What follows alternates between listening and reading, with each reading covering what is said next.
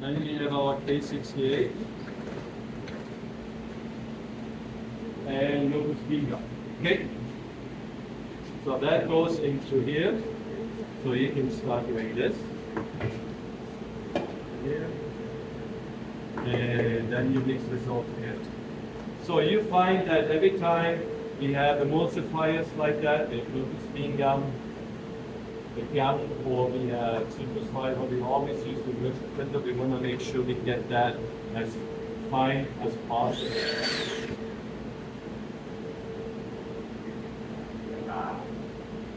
So that is very important. Yeah. So that's water, emulsifier, and what else?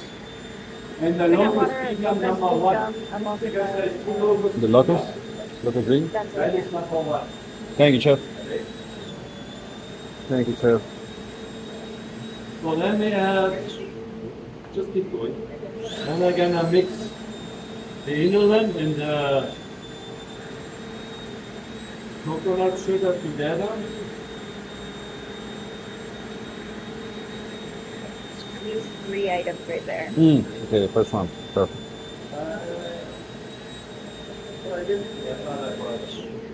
Just keep mixing it for a minute.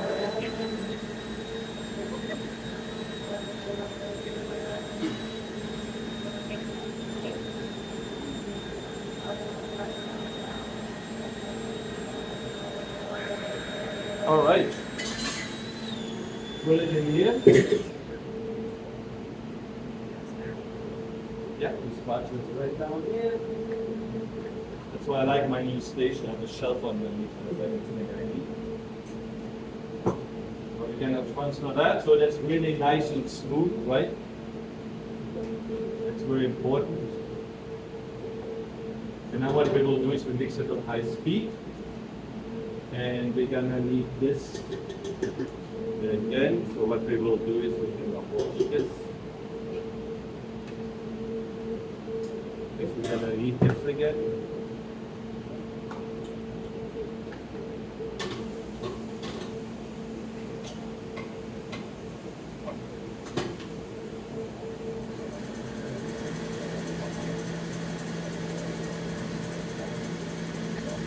All right, so in the meantime, we're gonna put all our dry ingredients in here. So we have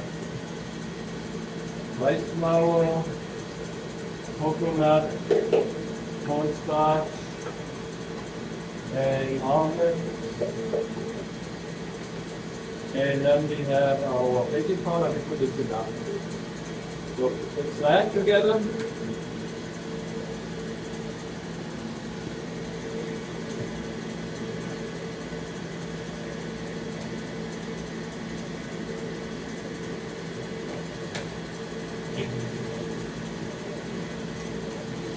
And then once this is mixing for a minute or so, then we're gonna add the sugar. Now we can put the sugar in there, right? Now put it all in there. Keep mixing it. Oh, that should be good. Let's put the cocoa baking powder. So while she's doing all this, then you can sift it up.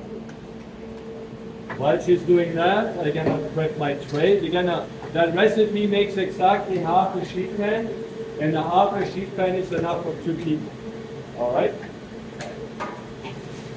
Make sure it's a nice straight tray. Take some vegetable.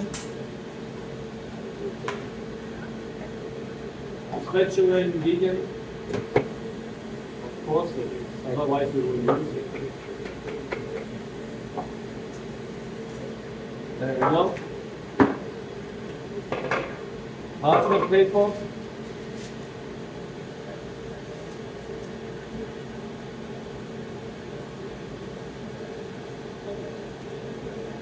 So we're gonna prep this, so we're good to go. Spatula.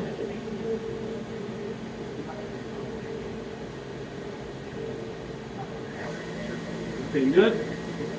And then while she's doing that, we're gonna get this ready. So we have our coconut puree. It's supposed to be 20 degrees, just room temperature.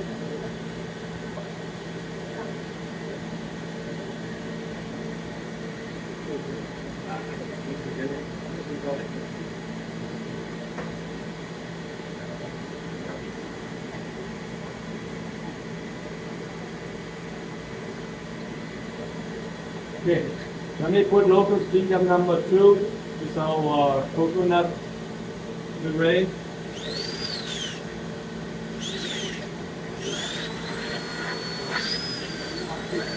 No, that's fine. You can put this back in there. It's just so it's nice and light. How much we can do with that.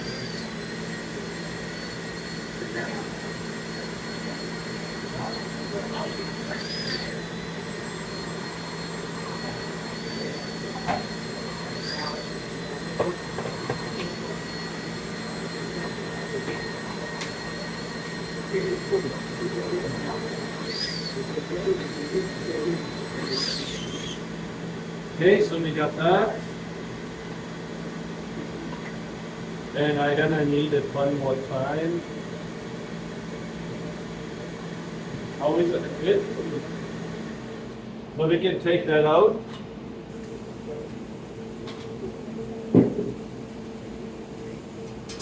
I'm gonna add.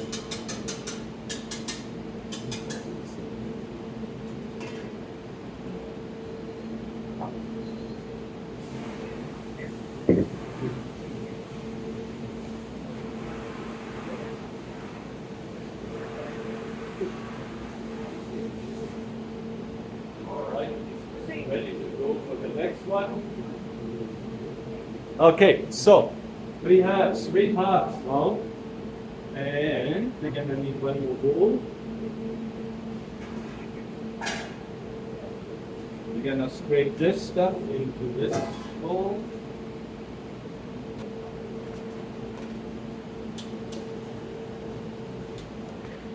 So we got a nice basic foam.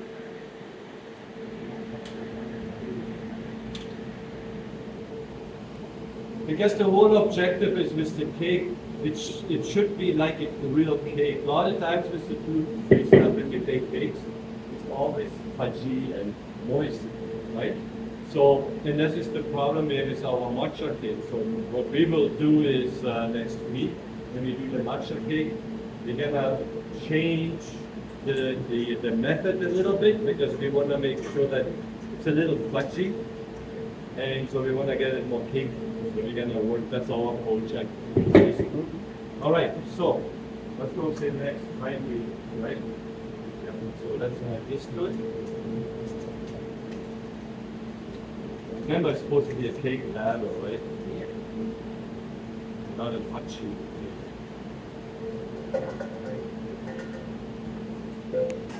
Fold that in gently.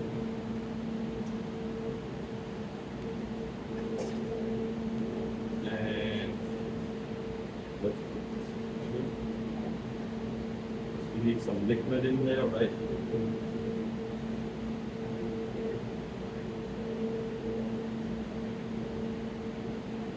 You don't have to really worry about gluten, but you have to worry about inflating it, right? Yeah.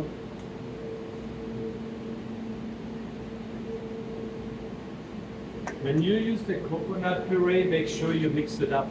Because there is the pulp and there's the liquid. So sometimes people make the mistake, they don't mix it, they just use the liquid, and then other people are stuck with the pulp. So mix it up first and not scale, please. That you have a little bit of everything.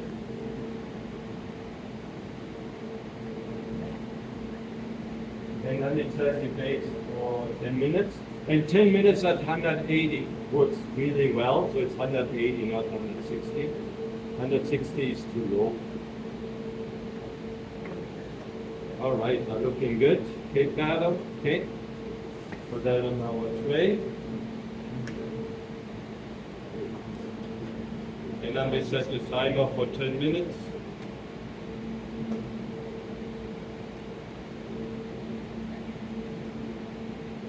Looking good.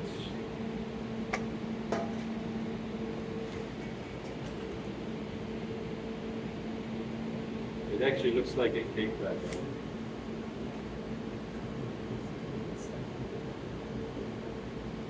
So that is just enough for our desserts we're making.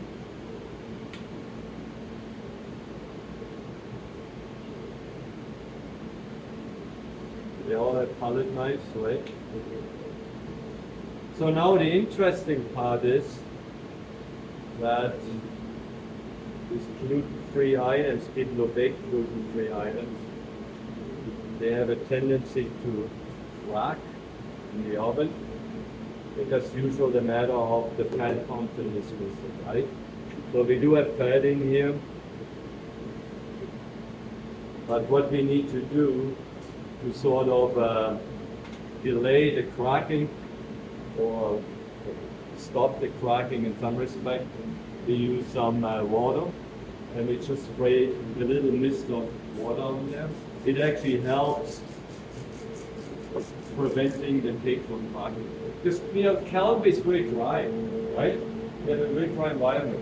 So if you make Cuba or somewhere where you have high humidity, you don't worry about it. But I find the cake's always crack, right? And so that actually really helps for the cake so it doesn't dry out so fast. So it can actually has a chance to bake first. And yes, it's water. I refilled it so it's not stain or anything. All right, let's put this in the oven. Set the timer to 10 minutes.